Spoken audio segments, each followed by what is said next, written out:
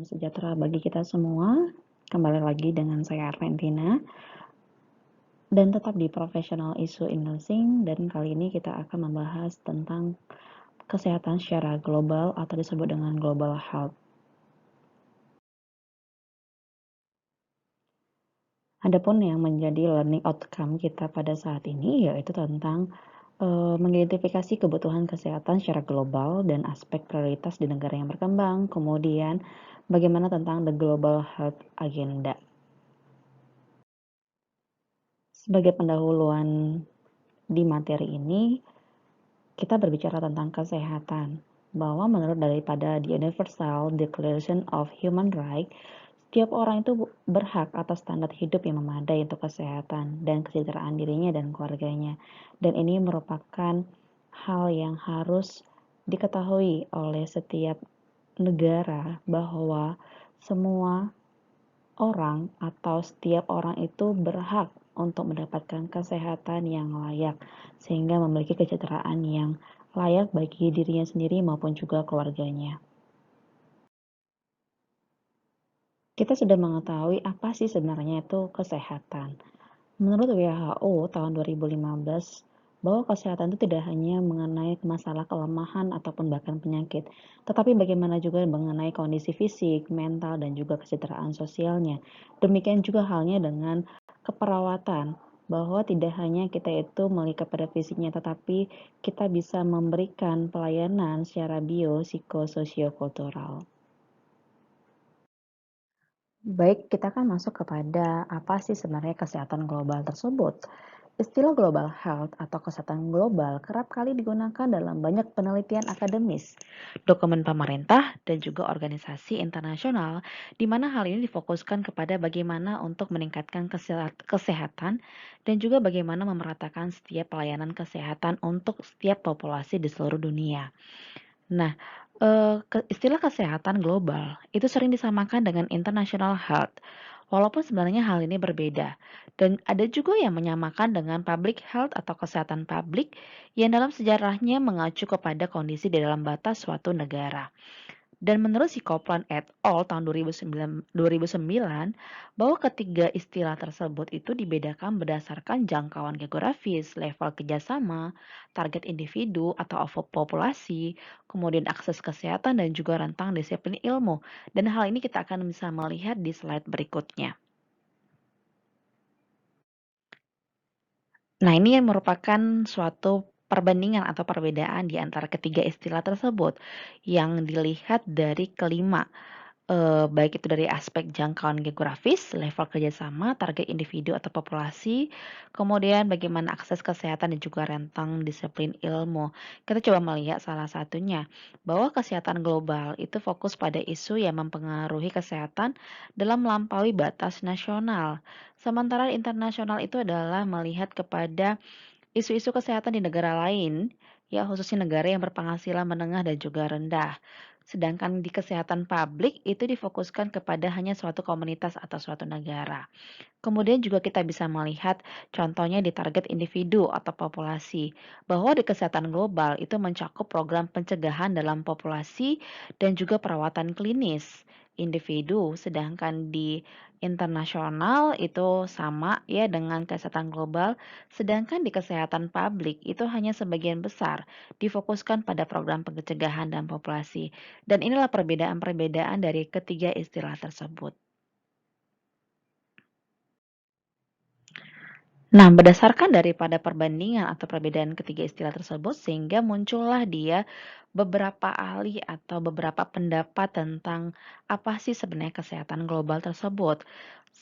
Menurut si Kickbuss tahun 2006, bahwa kesehatan global itu merupakan masalah kesehatan yang melampaui batas nasional dan juga pemerintah, ya dengan bagaimana memiliki kekuatan global untuk menentukan kesehatan setiap orang.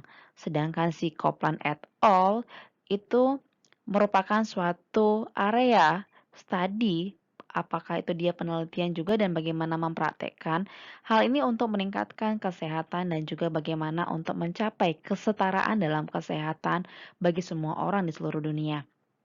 Sedangkan menurut si Thailand tahun 2016, bahwa kesehatan global itu merupakan masalah yang terkait dengan masalah kesehatan atau bahkan kekhawatiran, ya di mana hal ini melebihi kemampuan suatu negara untuk menangani dengan sukses dan juga hal ini membutuhkan mekanisme secara kolaboratif dari semua sektor, baik itu tingkat regional maupun juga internasional untuk menangani masalah kesehatan yang terjadi secara global.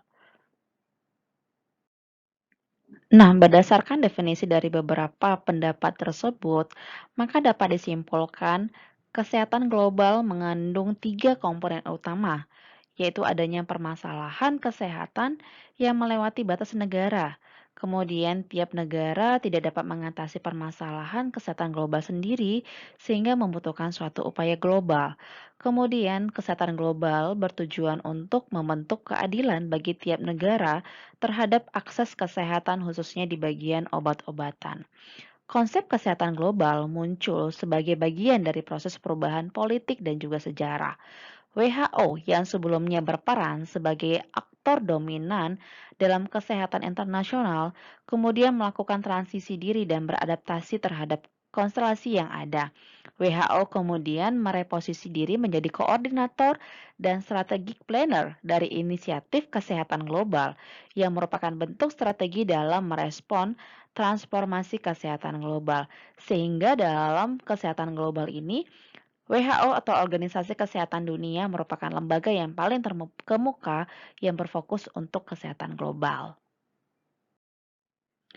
Nah, ini merupakan isu kesehatan global, ya seperti pandemi, faktor lingkungan, kemudian kesenjangan ekonomi dan juga akses eee, pelayanan kesehatan, kemudian faktor politik, kemudian penyakit yang tidak menular, kemudian bagaimana kesehatan daripada hewan, bagaimana makanan, sumber makanan, juga bagaimana suplainya.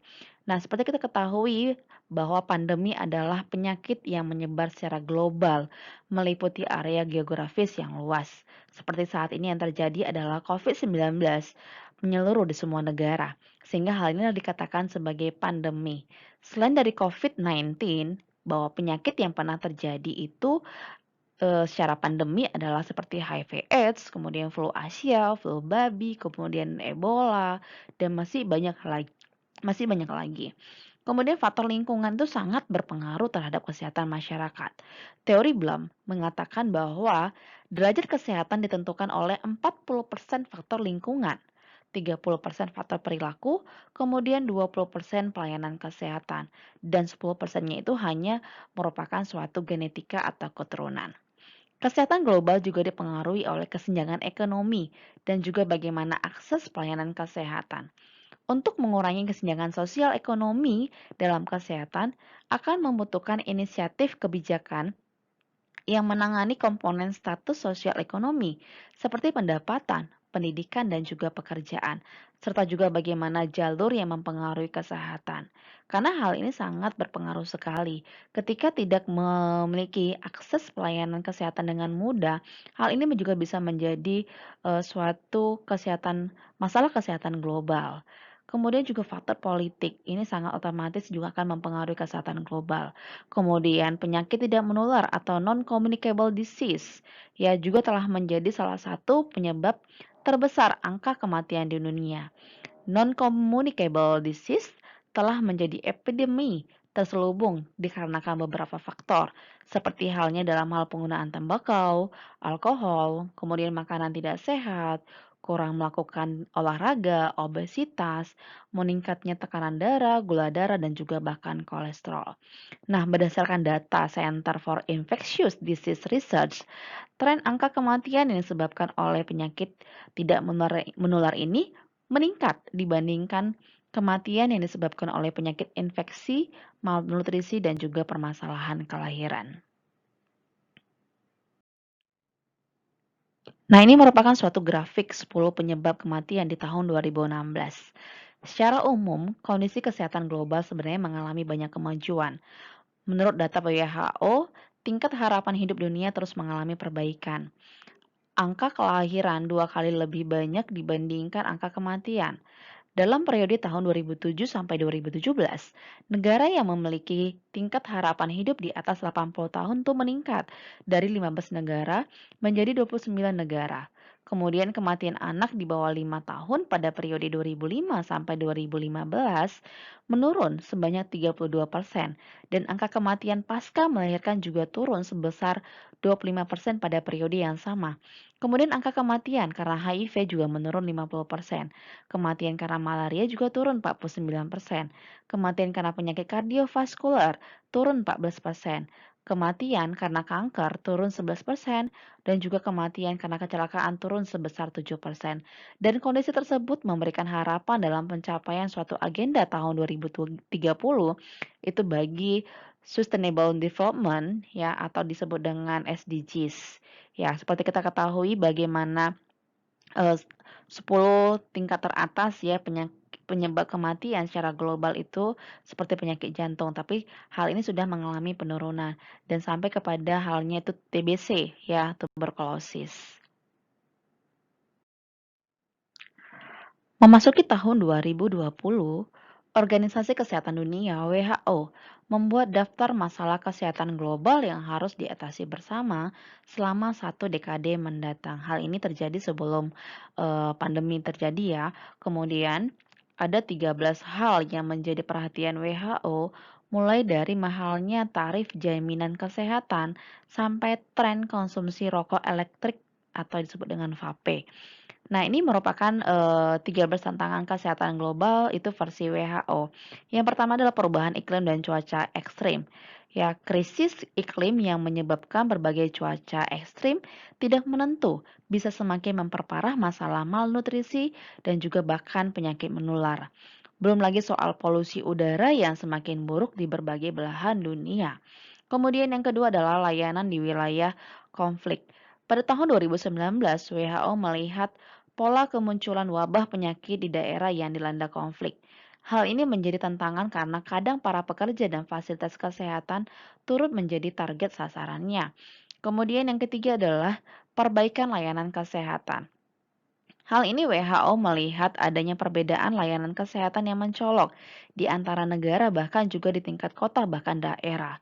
Kemudian WHO mengusulkan agar kualitas layanan kesehatan ditingkatkan khususnya untuk ibu dan anak. Kemudian nutrisi, kesehatan gender, kesehatan mental, bagaimana juga kita mendapatkan akses air serta sanitasi. Kemudian yang keempat adalah cakupan obat. WHO memprediksi masih ada sekitar sepertiga populasi dunia yang kekurangan akses terhadap obat-obatan. Sehingga tadi dikatakan bahwa kesehatan global itu yang paling dikhususkan adalah bagaimana akses obat-obatan itu baik. Hal ini disebut dapat membahayakan jiwa sampai memperburuk masalah resistensi obat. Kemudian yang berikut adalah menghentikan penyakit menular. Penyakit menular seperti HIV, tuberkulosis, hepatitis, malaria, penyakit tropis yang terabaikan, dan juga bahkan penyakit menular seksual. Hal ini diprediksi akan membunuh sekitar 4 juta jiwa di tahun 2020. Kemudian yang keenam, persiapan hadapi wabah. Ya, setiap tahun dunia menghabiskan banyak sumber daya seperti adanya wabah, bencana alam, atau masalah kesehatan darurat lainnya. Seperti yang saat ini yang menjadi wabah atau pandemi itu adalah COVID-19.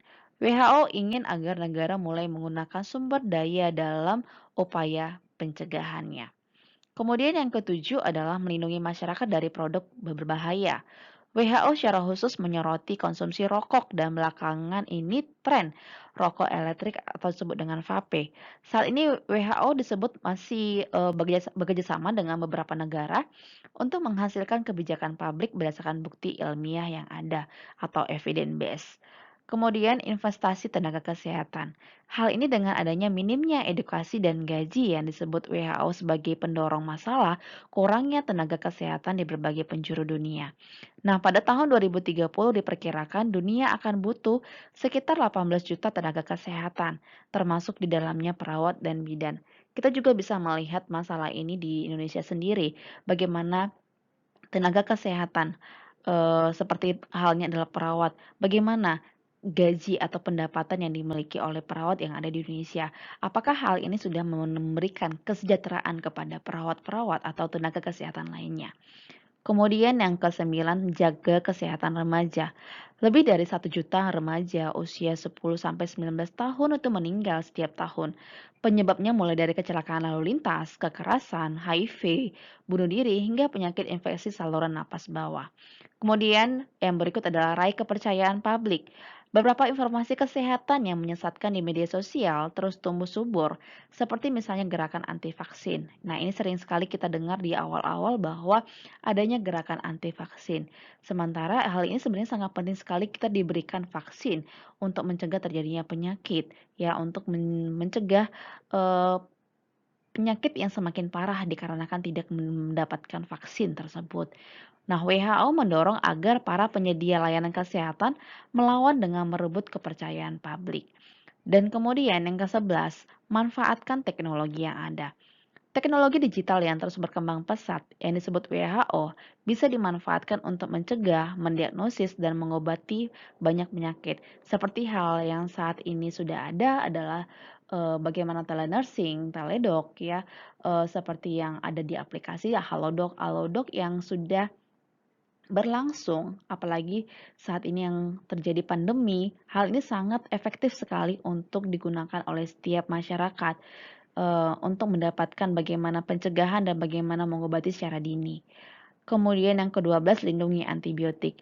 Hal ini berkaitan dengan bagaimana tentang resistensi antibiotik. Hal ini bisa ditekankan agar masalah resistensi antibiotik tidak cepat berkembang. Semakin parah, masyarakat diimbau berhati-hati menggunakan obat.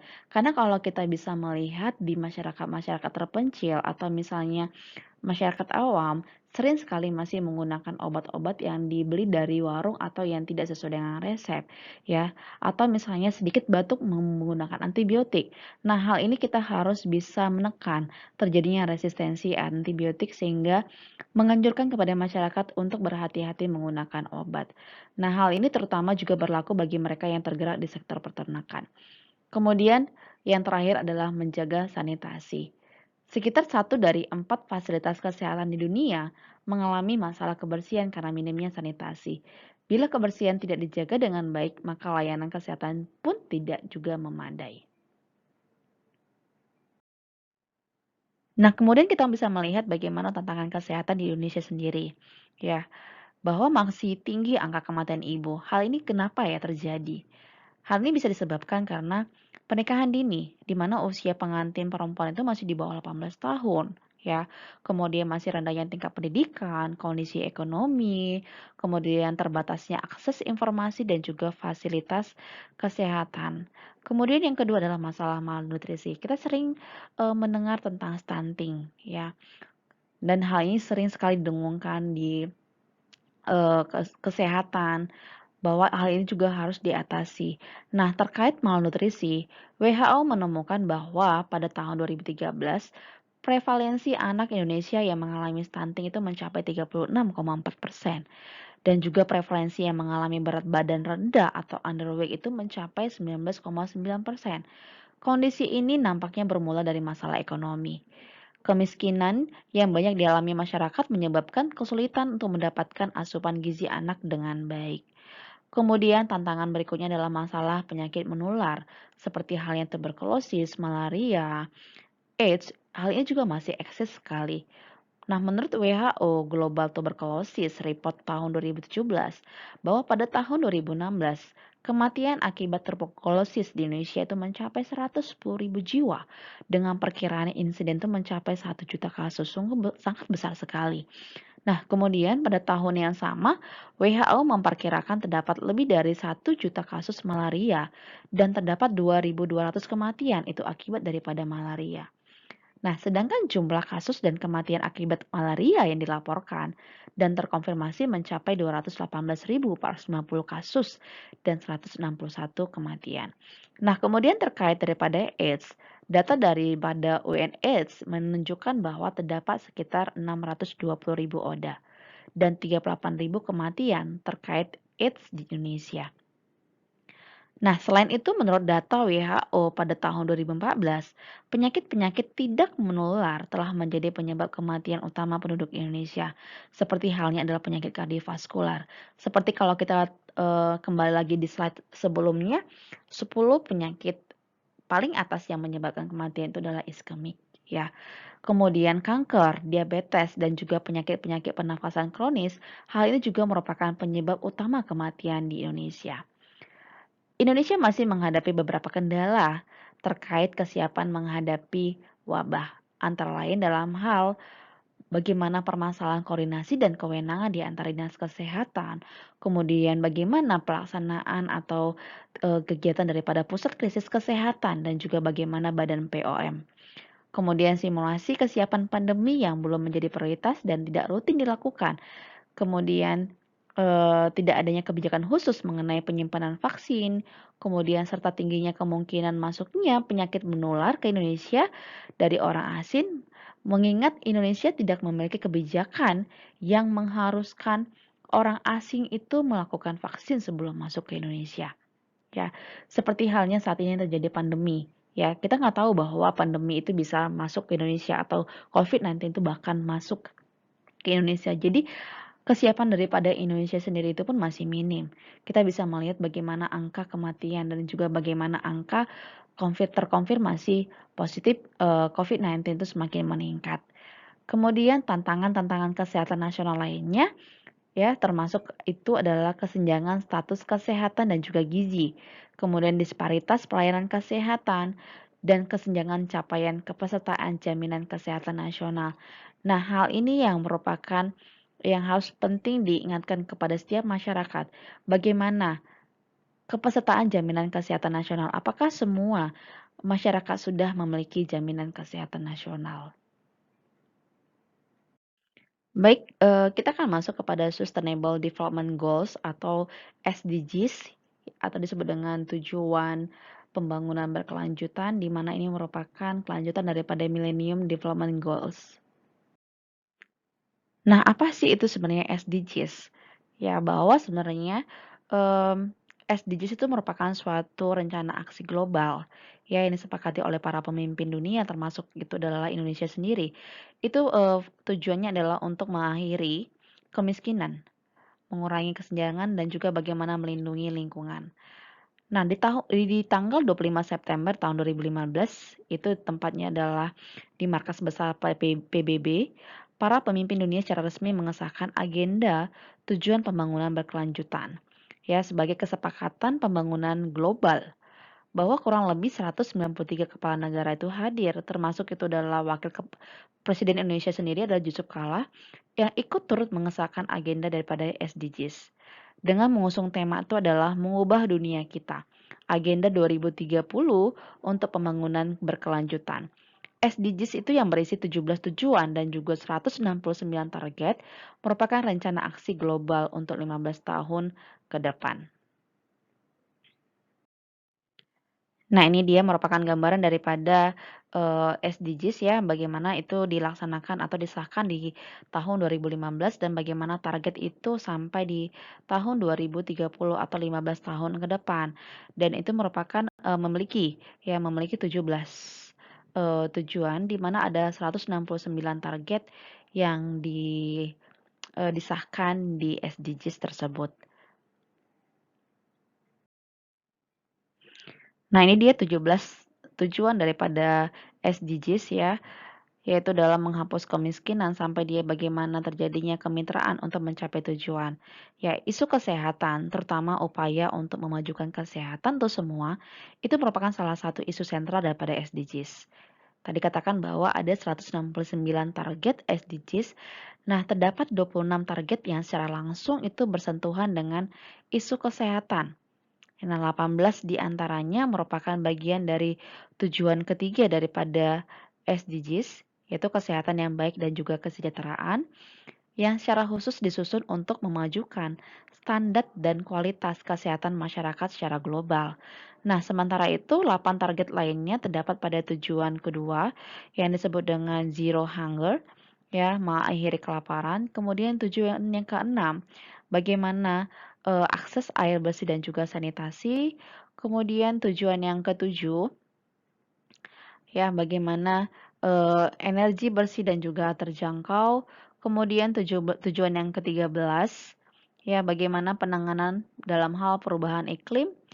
Dan kemudian tujuan yang ke-16, bagaimana perdamaian, keadilan, kelembagaan yang kuat. Dan yang terakhir daripada ke-8 tadi itu adalah di tujuan yang ke-13, bagaimana terjalinnya kemitraan untuk mencapai suatu tujuan. Nah, ini dia merupakan gambaran daripada 17 tujuan tersebut ya dalam rangka untuk melanjutkan upaya dan pencapaian Millennium Development Goals atau MDGs yang hal ini sudah berakhir dari akhir pada tahun 2015 ya, sehingga tahun 2016 itu tahun 2015 tanggal 25 September itu sudah kembali disahkan SDGs ya, bahwa itu targetnya adalah di tahun sampai tahun 2030. Nah, ini dengan 17 tujuan dengan 169 target. SDGs atau tujuan pembangunan berkelanjutan itu diberlakukan dengan prinsip-prinsip universal, kemudian integrasi, kemudian inklusif untuk meyakinkan bahwa tidak akan ada seorang pun yang terlewatkan atau disebut dengan no one left behind. Bahwa di sini dikatakan bahwa tidak meninggalkan satu orang pun atau leave no one behind. Tidak meninggalkan satu orang pun merupakan prinsip utama daripada SDGs. Ya, bahwa semuanya itu harus memberikan manfaat bagi semua, terutama dia bagi kaum yang rentan. Ya, sehingga hal ini melibatkan semua pemangku daripada kepentingan. Nah, dengan prinsip tersebut, setidaknya SDGs itu harus bisa menjawab dua hal, yaitu keadilan prosedural, yaitu sejauh mana seluruh pihak, terutama yang selama ini tertinggal, dapat terlibat dalam keseluruhan proses pembangunan, dan juga keadilan substansial, yaitu sejauh mana kebijakan dan program pembangunan dapat atau mampu menjawab persoalan-persoalan warga, terutama kelompok-kelompok tertinggal. Nah, kita bisa juga melihat di integrasi bahwa ini dilaksanakan secara terintegrasi dan saling terkait pada semua dimensi sosial, kemudian ekonomi, dan juga lingkungan. Hal ini kita bisa melihat kembali di tujuan-tujuan yang ke-17 tadi, yang mana yang menjadi tercakup kepada eh, sosial, kemudian tujuan sosial, kemudian ekonomi, kemudian lingkungan, dan yang tambahannya itu adalah tentang pembangunan hukum dan juga tata kelola. Nah, ini merupakan prinsip daripada integrasi tadi ya, inklusif ekonomi, kemudian dari lingkungan, kemudian juga bagaimana sosial. Nah, ini kita bisa melihat secara ekonomi bagaimana kita bisa mengurangi kesenjangan, mengentaskan kemiskinan, kemudian bagaimana kita memastikan pekerjaan yang layak dan juga produktif bagi setiap masyarakat. Kemudian bagaimana secara sosial itu kecukupan daripada gizi daripada setiap khususnya anak-anak, dan bagaimana akses pelayanan kesehatan dan bagaimana jaminan sosial itu dimiliki oleh setiap masyarakat. Kemudian bagaimana dengan lingkungannya, ya bagaimana penanganan perubahan lingkungan. Ya, semuanya itu sudah ditekankan di dalam SDGs tersebut. Nah, di sektor kesehatan itu dalam SDGs bahwa terdapat 4 goal utama dengan 19 target dan juga 31 indikator. Nah, apa saja rupanya 4 tujuan tersebut atau goal tersebut? Itu ada di tujuan yang kedua, ketiga, dan kelima, dan keenam. Seperti halnya di tujuan yang kedua, bagaimana kita itu untuk mengatasi masalah kelaparan, kemudian bagaimana untuk meningkatkan atau memberikan kesehatan yang baik dan juga kesejahteraan. Kemudian yang tujuan yang kelima itu adalah bagaimana masalah gender. Kemudian yang tujuan yang keenam, bagaimana untuk memberikan air bersih atau sanitasi.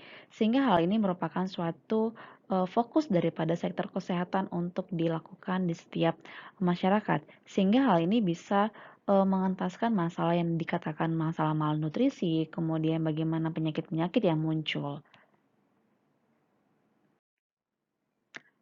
Nah, ini juga merupakan penjelasan daripada 4 tujuan tersebut ya.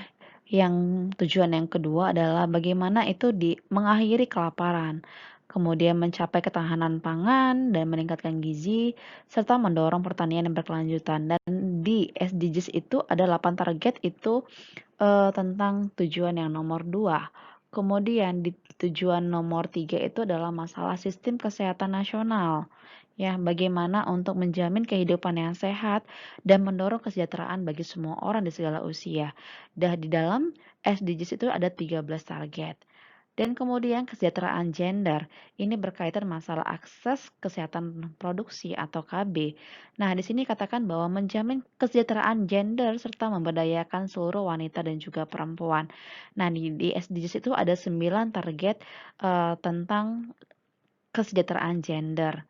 Kemudian tujuan yang keenam masalah air bersih dan sanitasi itu menjamin ketersediaan dan pengelolaan air serta sanitasi yang berkelanjutan bagi semua orang dan ini ada 8 target di SDGs.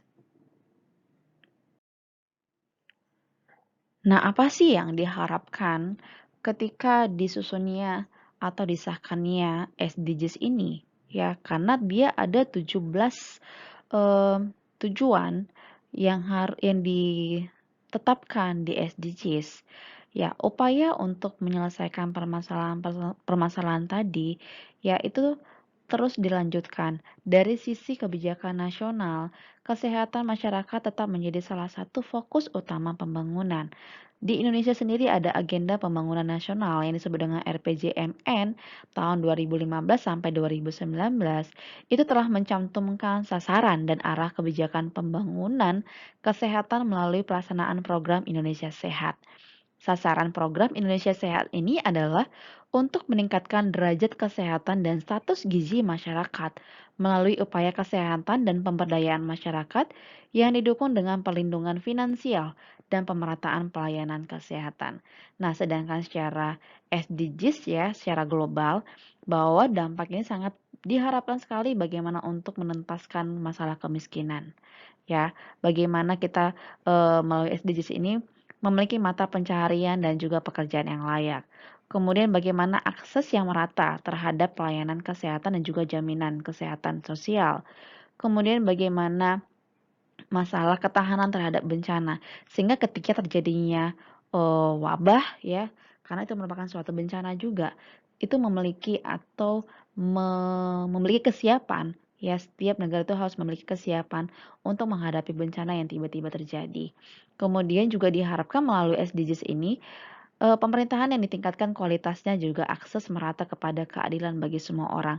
Sehingga hal ini dikatakan bahwa kemiskinan berarti harus adil. Semua kesehatan itu harus dimiliki oleh setiap orang karena setiap orang itu berhak untuk mendapatkan kesejahteraan dan juga kesehatan baik pada dirinya sendiri dan juga kesehatan keluarganya. Kemudian kita akan masuk kepada Global Health Security Agenda. Apa yang menjadi agenda keamanan dalam kesehatan global? Apa ini dimaksud dengan Global Health Security Agenda? Hal ini merupakan suatu kebijakan dan juga gerakan tingkat global terhadap problematika dan kompleksitas kesehatan. Hal ini terkait dengan tatanan keamanan dunia, ya. Dan ini juga bukan masalah keamanan dalam hal teror, ya, tetapi juga melihat kepada kompleksitas daripada kesehatan. Situasi peta kesehatan global menjadi acuan dinamisasi dalam hal menyikapi masalah kesehatan secara dunia dengan melibatkan berbagai multi kepentingan ya, multi politik, multi ekonomi dan juga multi sosial sebagai akses hulu dan multi kepentingan lingkungan sebagai akses hilir. Nah, di sini dikatakan bahwa dalam Global Health Security Agenda itu tadi katakan bahwa ada organisasi internasional di mana semuanya itu bersama-sama memajukan dunia yang aman dan terlindung dari ancaman penyakit menular atau dia infeksi. Sehingga melalui GLHSA ini ya, semua negara-negara seluruh dunia itu membuat suatu komitmen baru dan nyata untuk meningkatkan keamanan kesehatan secara global sebagai prioritas tingkat pemimpin secara nasional. Mengapa sih Global Health Security Agenda itu menjadi isu yang penting? Hal ini dikarenakan adanya munculnya penyebaran mikroba baru. kemudian bagaimana sistem kesehatan lemah di sebagian besar negara, sehingga ini perlu adanya suatu kolaborasi, ya. Kemudian bagaimana globalisasi perjalanan dan juga perdagangan dunia, kemudian bagaimana infeksi penyakit. Nah, sebenarnya kenapa sebenarnya Global Health Security Agenda ini muncul itu dikarenakan masalah penyakit infeksi. Kemudian bagaimana resistensi terhadap antibiotik. Nah, inilah dia kenapa dikatakan eee, menjadi suatu isu bahwa akan adanya agenda dalam hal bagaimana untuk memberikan keamanan, bagaimana untuk bersama-sama secara global untuk mengentaskan masalah infeksi penyakit atau penyakit menular. Dan ini merupakan visi daripada Global Health Security Agenda. Ya, seperti ditekankan tadi itu adalah bagaimana masalah penyakit menular bisa ditekankan. Dan di sini dikatakan di yang pertama itu adalah epidemi penyakit menular tidak hanya menimbulkan ancaman secara lokal, ancaman kesehatan secara lokal, tetapi juga hal ini merupakan ancaman kesehatan internasional. Ya, sehingga di nomor 2 itu merupakan hal ini merupakan kerjasama multisektoral nasional gitu. Sehingga membuat suatu kesiapsiagaan untuk mencegah terjadinya penyakit menular.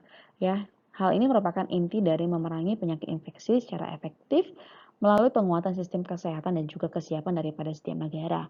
Kemudian yang ketiga bahwa ini merupakan suatu konsep kesehatan ya nasional dan juga tingkat internasional. Nah, ini juga merupakan visi daripada atau sasaran daripada GHSA tersebut.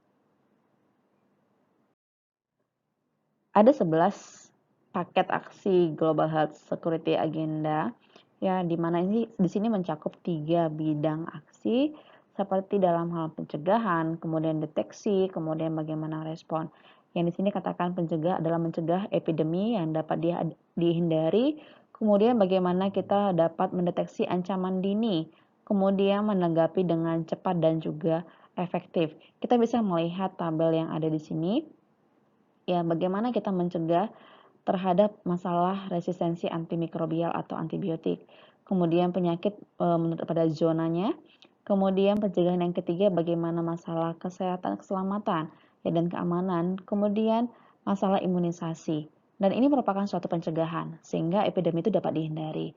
Kemudian tadi dikatakan bahwa kita harus mendeteksi ancaman itu secara dini ya. Bagaimana masalah real time surveillance dilakukan, bagaimana sistem laboratorium nasional, ya, kemudian bagaimana laporan terhadap health security agenda itu, ya, yang sudah dilakukan atau yang sudah disusun. Ya, kemudian bagaimana respon yang dilakukan itu dengan cepat dan juga efektif, ya, dengan adanya suatu pusat operasi emergensi yang cepat, ya.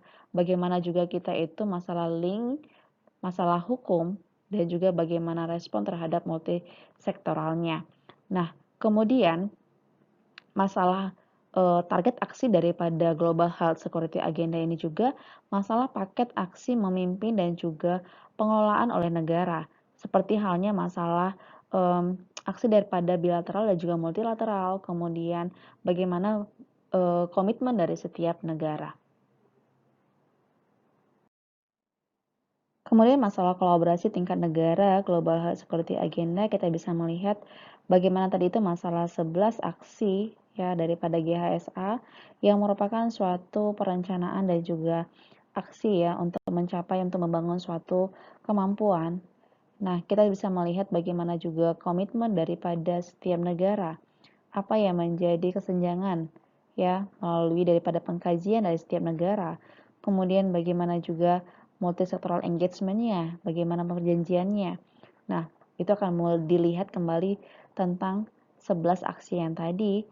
Nah, kita juga bisa melihat bagaimana komitmen dari setiap partnernya itu melalui keuangan, kemudian bagaimana pelatihannya, bagaimana juga advice-nya, dan kemudian bagaimana fasilitas yang ada, equipment-nya. Nah, ini merupakan suatu kekuatan atau kemampuan daripada setiap keamanan kesehatan daripada setiap negara. Nah, kemudian GHSA tahun 2014 itu dilakukan di Helsinki, itu tepatnya di bulan Mei tahun 2014. Kemudian di tahun 2014 juga di Jakarta di bulan Agustus, di mana pertemuan ini dilakukan kembali untuk membangun komitmen global ya secara multisektoral untuk mengelola penyakit zoonotik seperti kalau kita tadi lihat di tabel yang masalah eh, pencegahan, yaitu pencegahan yang kedua tentang zoonotik, di mana hal ini untuk mendukung agenda kesehatan secara global dalam rangka kesehatan masyarakat secara publik. Nah, ini merupakan visi, misi, dan juga apa yang menjadi prinsip inti daripada GHSA tahun 2024, bahwa yang menjadi visinya itu adalah dunia yang aman dan terjamin dari ancaman kesehatan global, yang hal ini timbulkan oleh penyakit menular. Apakah hal ini terjadi secara alami, baik itu sengaja maupun juga disengaja. Nah, kemudian hal ini juga menjadi fokus juga karena terjadinya pandemi, ya, pandemi yang terjadi di seluruh dunia, seluruh negara. Kemudian apa yang menjadi misi daripada GHSA ini, bahwa tahun 2024 akan memfasilitasi integrasi yang efektif dari kerja multisektoral dan juga multi pihak untuk mencapai hasil yang berkelanjutan dan terukur menuju target bersama untuk keamanan kesehatan global. Nah, kita juga bisa melihat bagaimana prinsip inti daripada GHS ini adalah tetap masalah inclusiveness, ya, masalah rentan, ya, semua itu akan diperhatikan, khususnya kepada masyarakat yang rentan. Kemudian semuanya akan mengalami suatu transparansi, partnership, ya. Ketika kita mengatakan adanya suatu partner, berarti bersama-sama melakukan suatu kolaborasi untuk mengatasi atau mencegah terjadinya suatu ancaman kesehatan secara global. Nah, ini merupakan organisasi-organisasi dunia yang terlibat dalam GHSA maupun juga SDGs tadi adalah seperti WHO, kemudian World Organization for Animal Health, kemudian FAO, dan masih banyak lagi ya. Kita bisa melihat di slide ini bahwa semuanya itu saling bekerja sama, dan hal ini merupakan organisasi internasional yang untuk mengatasi masalah kesehatan secara global.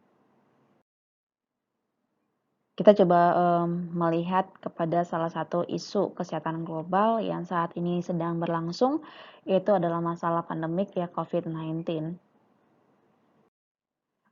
Nah, kita sudah mengetahui sebenarnya apa sih sebenarnya COVID-19, dan hal ini terjadi pertama sekali itu di kota Wuhan, sampai itu menyebar ke beberapa negara termasuk adalah negara Indonesia sendiri. Nah, hal ini merupakan pandemi, dinyatakan global pandemi itu tanggal 11 Maret tahun 2020 oleh WHO tersebut. Ya, kemudian Indonesia juga melalui keputusan Presiden nomor 12 tahun 2020 menetapkan bahwa COVID-19 itu menjadi bencana non-alam penyebaran coronavirus disease 2019 yang merupakan sebagai bencana nasional. Nah, ini merupakan transmisi atau penularan daripada COVID-19, itu melalui kontak. Makanya dikatakan bahwa ketika kita berhadapan atau misalnya kontak kepada orang yang sudah terinfeksi, kita bisa mengetahui berapa lama kita sudah kontak.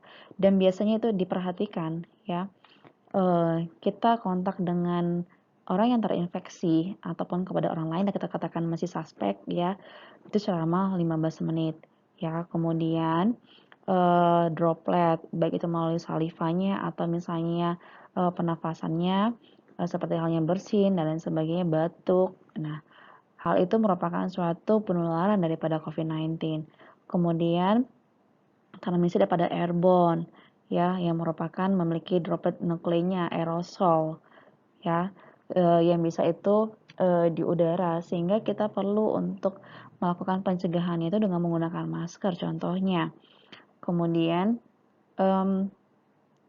transmisi vomit ya melalui sekresi daripada pernafasan juga, dan juga melalui droplet. Ya, ini juga bisa menginfeksi kepada setiap orang yang terkontaminasi melalui daripada objek yang disentuh, sehingga kita perlu melakukan cuci tangan contohnya. Nah, ini sini dikatakan bahwa dalam melalui airborne transmisi tadi itu sering terjadi misalnya melalui indoor, ya.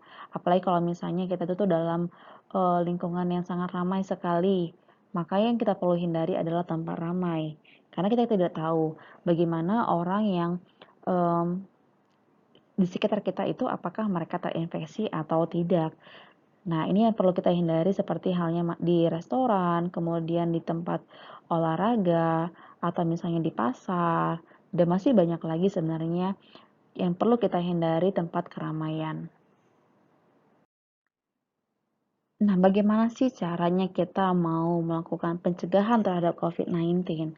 Ya, seperti yang sudah kita ketahui dan yang sudah dilakukan dari mulai terjadinya pandemi, bahwa tindakan yang perlu kita lakukan untuk melakukan pencegahan atau dalam hal mempromosikan kesehatan terhadap COVID-19 itu adalah rajin mencuci tangan.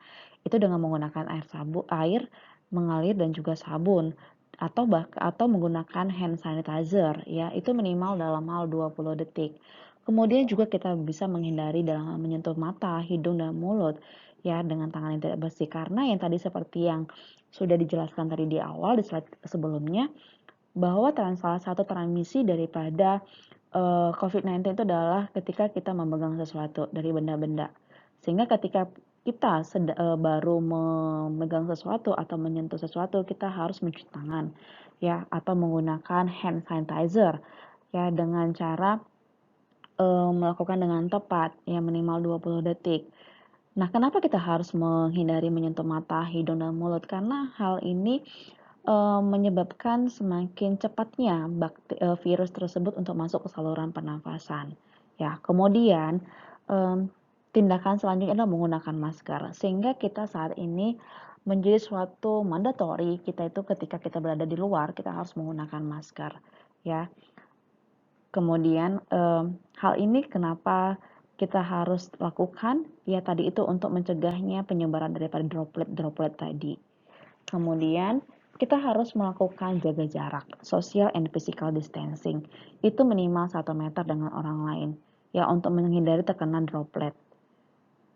Karena kita tidak mengetahui bagaimana kondisi kesehatan daripada orang lain yang ada di sekitar kita. Sehingga kita harus membatasi diri itu dengan melakukan social and physical distancing. Nah, apalagi yang perlu kita lakukan? Yaitu dengan melakukan perilaku hidup bersih dan sehat. Dengan cara apa? Dengan menggunakan atau mengkonsumsi gizi seimbang. Ya, kemudian melakukan aktivitas minimal, tapi bukan berarti kita itu harus berkerumun untuk melakukan aktivitas atau olahraga. Kemudian istirahat yang cukup. Ya, kita harus menghindari sebenarnya jam tidur yang terlalu lama, atau misalnya kita tidur biasa jam 12, kita harus memiliki pola hidup yang benar ya. Kemudian berjemur di pagi hari ya, kemudian ketika misalnya kita tuh berpergian kemudian kembali ke rumah, kita harus segera mandi dan juga berganti pakaian sebelum kontak dengan yang di rumah, atau sebelum kita menyentuh sesuatu di rumah kita harus terlebih dahulu mencuci tangan. Nah, perilaku hidup bersih dan sehat ini yang harus ditekankan sebenarnya. Itu yang sangat penting sekali. Kemudian dalam hal ventilasi yang kuat, kita harus mengoptimalkan sirkulasi udara yang cukup, ya, cahaya matahari untuk masuk ke rumah, sehingga terjadinya pertukaran udara. Kemudian menjaga kebersihan rumah. Nah, kemudian masalah manajemen kesehatan. Ini khususnya kepada penyakit-penyakit penyerta atau komorbid. Itu harus terkontrol. Karena seperti yang kita ketahui, virus daripada COVID-19 ini sangat gampang sekali terkena dengan orang yang memiliki penyakit penyerta atau komorbid. Ya, mungkin kita ketahui orang yang memiliki atau angka kematian meningkat itu mungkin salah satunya karena adanya penyakit penyerta seperti diabetes. Ya, sangat gampang sekali virus itu masuk atau um, mencekam atau membuat daya tahan tubuh kita itu menjadi menurun, sehingga virus itu gampang sekali untuk masuk. Kemudian mengelola kesehatan jiwa dan psikososial, dalam artian sini adalah kita harus berpikir positif, ya. Kemudian ketika misalnya ada saudara kita yang atau keluarga kita yang sakit, itu kita harus melakukan pemisahan atau jaga jarak sehingga tidak terjadi penularan. Kita tidak tahu juga apakah itu COVID-19 atau tidak, atau cuma hanya penyakit biasa. Tetapi kita juga bisa menggunakan masker di dalam rumah. Nah, inilah merupakan suatu pencegahan-pencegahan yang dilakukan untuk memutus rantaikan COVID-19. Nah, Masalah, adaptasi terhadap new normal. Berdasarkan daripada penelitian dan juga evidence base, ya kita juga harus bisa mengkonsumsi ya nutrisi dan juga diet atau vitamin yang cukup ya untuk menjaga imun kita itu tetap stabil. Ya, apakah kita itu mengkonsumsi makanan yang sehat, vitamin C, vitamin D yang bisa kita dapatkan melalui berjemur, kemudian kita juga bisa mendapatkan atau mengkonsumsi herbal ya seperti misalnya bawang putih, jahe, ginseng dan lain sebagainya. Dan kalau saya memikirkan sebenarnya dengan COVID-19 ini kita kembali melihat masalah ciptaan Tuhan. Kita bisa memanfaatkan kembali, merefleksikan kembali bagaimana kita sudah menggunakan ciptaan Tuhan yang begitu luar biasa ya dengan menggunakan hal-hal yang alami, makanan-makanan yang alami. Dan kemudian dengan menggunakan vitamin atau nutrisi yang cukup baik, hal ini bisa meningkatkan juga daya tahan tubuh kita sangat baik juga. Dan kemudian evidence yang lain itu yaitu masalah berjemur yang merupakan sumber vitamin D, ya berjemur di bawah matahari yang baik, ya itu juga akan memberikan sistem imun yang baik juga. Dan di sini katakan bahwa um, tidak hanya memberikan kesehatan secara fisik, tetapi juga merupakan kesehatan mental.